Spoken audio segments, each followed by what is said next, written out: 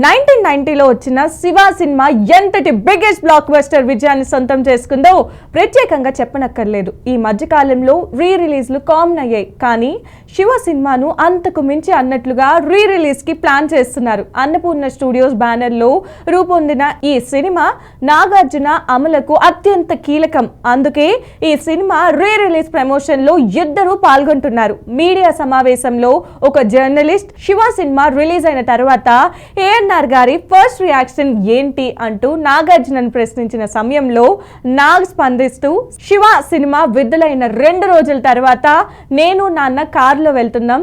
ఆ సమయంలో నాన్న కార్ తోలుతున్నారు. అప్పటికే సినిమా గురించి నెగటివ్ గా ప్రచారం జరుగుతోంది.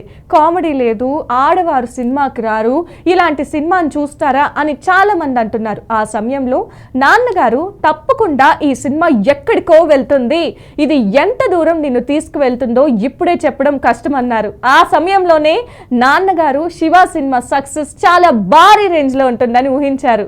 అన్నట్లుగానే సినిమా బిగ్గెస్ట్ బ్లాక్ బస్టర్ గా నిలిచింది అని నాగార్జున గారు అన్నారు.